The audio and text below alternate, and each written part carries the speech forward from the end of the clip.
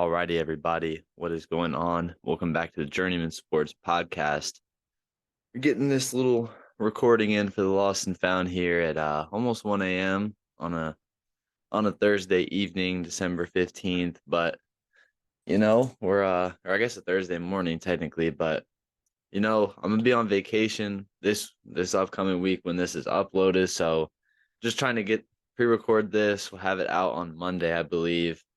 Just wanted to get a quick little video out there for you guys, another to put in the Lost and Found folder. But just wanted to talk quickly about the New York Jets and what exactly is going on for their future. So, a lot of what has spurred this conversation is, they've had some success this year.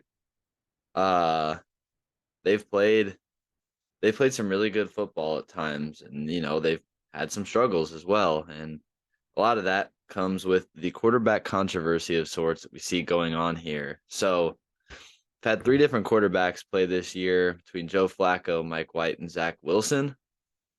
Zach Wilson, he has in 7 games played, 55% completion, 1,300 yards, 4 touchdowns, 5 picks. Mike White in 3 games has 62% completion for 952 yards, 3 touchdowns, 2 picks. And then Joe Flacco in 4 games had 58 completion percentage for 900 yards, 5 touchdowns, and 3 picks. So we know what has happened with Zach Wilson coming down after the New England game. Had some interesting comments about his defense and how, you know, it's he didn't let them down when they couldn't manage more than 10 points to win a game in New England. They averaged about 2 inches of play in the second half.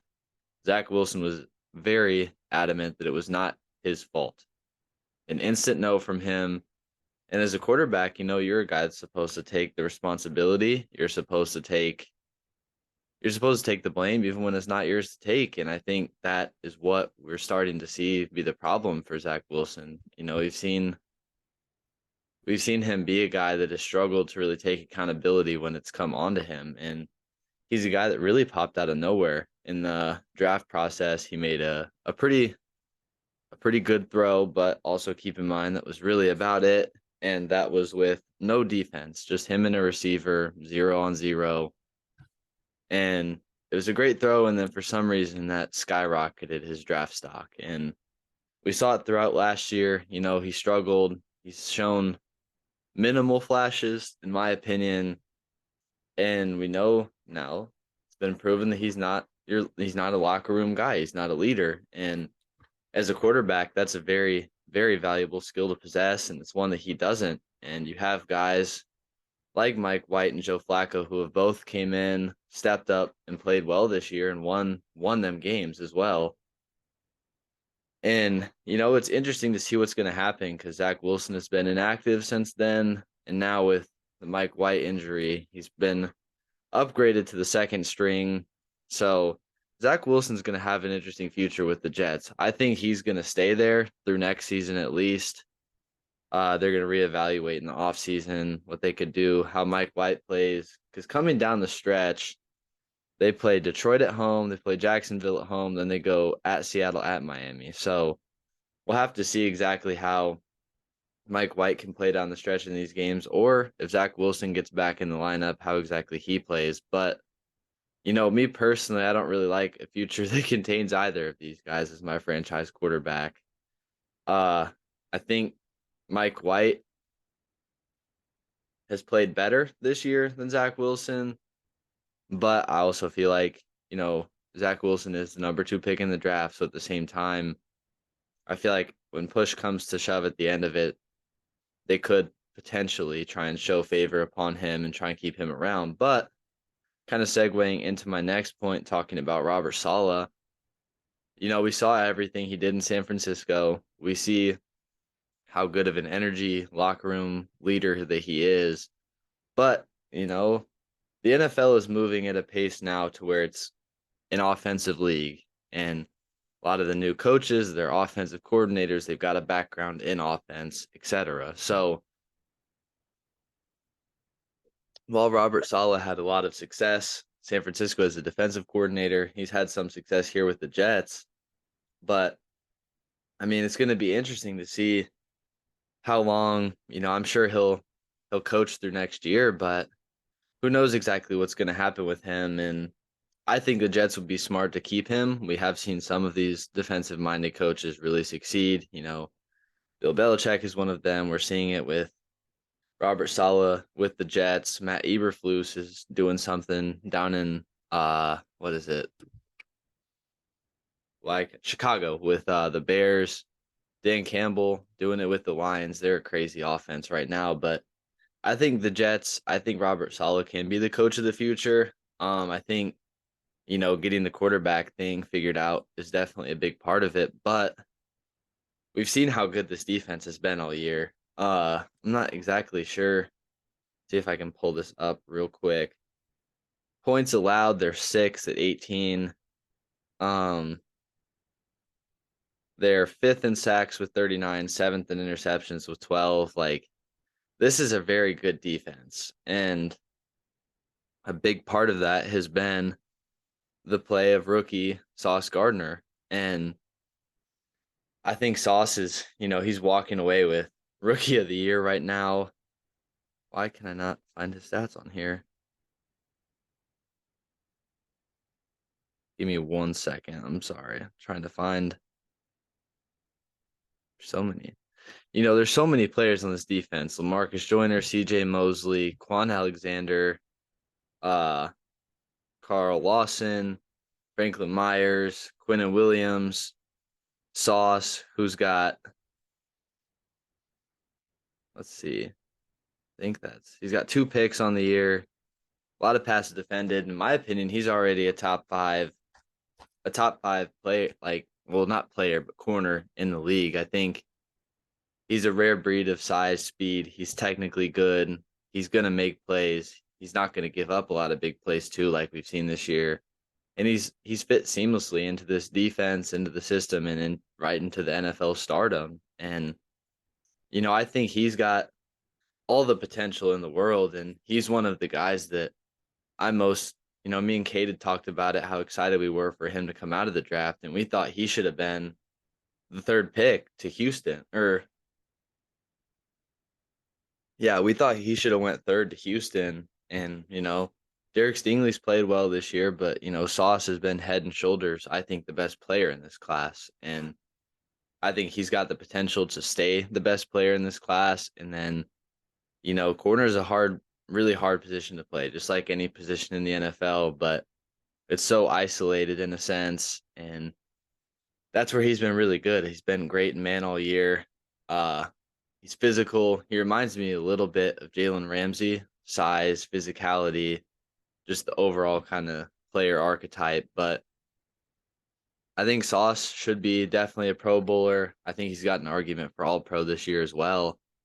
And, he's a big part of the future of the league and the future of the cornerback position. And him and Patrick Surtain, I think they're going to be the big 2 guys that go down the line. I think Sauce has got potential, excuse me, to be one of the best Jets of all time if he stays there, and potentially pass up former Jets legend Darrelle Revis as one of the best corners of all time.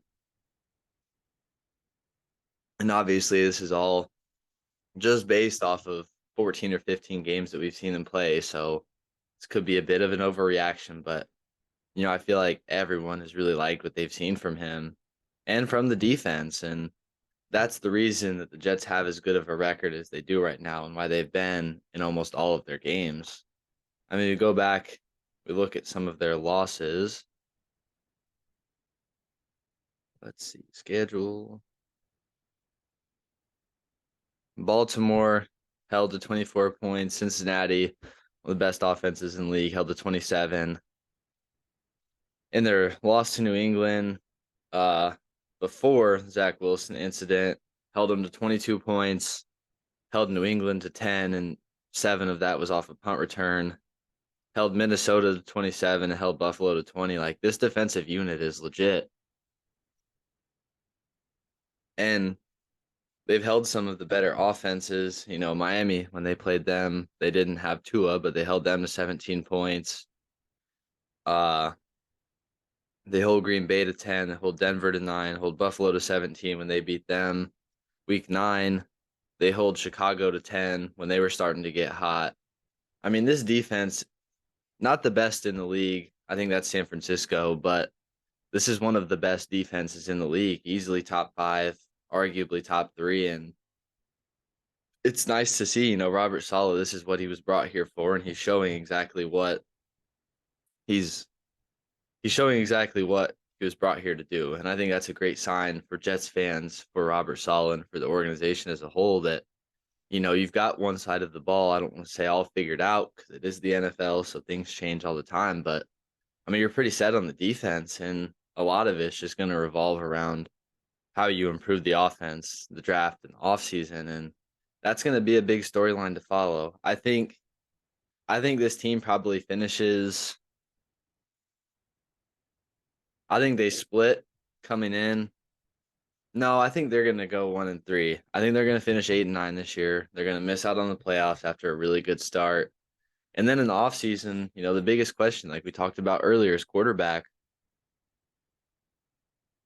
And do you bring Zach Wilson back for another year? Do you explore his market? Mike White, do you try and keep him around? Offer him a contract? And how exactly does that go about in terms of money? But the offense is pretty solid here. You'll get Mekhi Becton back from injury. You'll get Breece Hall back. Those are two big keys on this offense. Breece Hall was having another, Jets had a chance to go offensive and defensive rookie of the year. And sadly, Breece Hall tore his ACL, I believe, got hurt. He's missed the whole season pretty much. But, this Jets rookie class is legit. Sauce, Breece Hall, Garrett Wilson is really underrated. They've still got Elijah Moore. They've got Corey Davis. They've got CJ Uzama. They've got a solid line.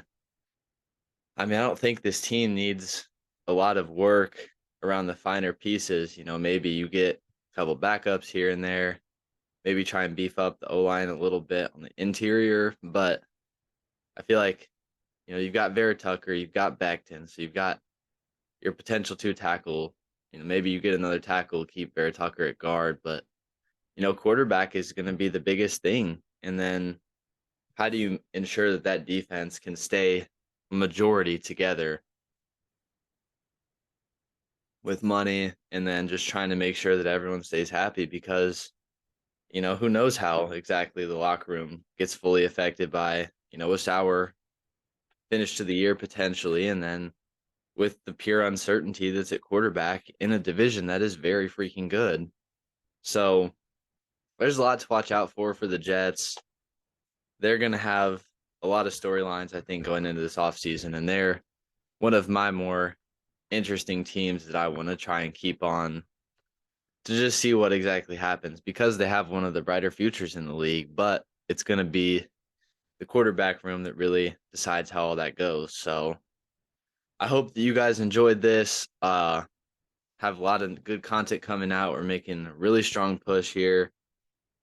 The Christmas season, going to the end of the new year. We've got some goals that we're hoping to hit, and we're on track for a lot of them because of you guys. So keep hitting the like button, sharing, subscribing, following the social medias. And yeah, just thank you guys for all your support. It is the holiday season, so we hope all of you guys, whether you're high school, college, whatever, wherever this is reaching to, if you're college and high school, hope all your finals went well. Hopefully everyone's looking forward to Christmas, being with family, everything like that. So can't thank you guys enough for all the support. And as always, thank you for watching.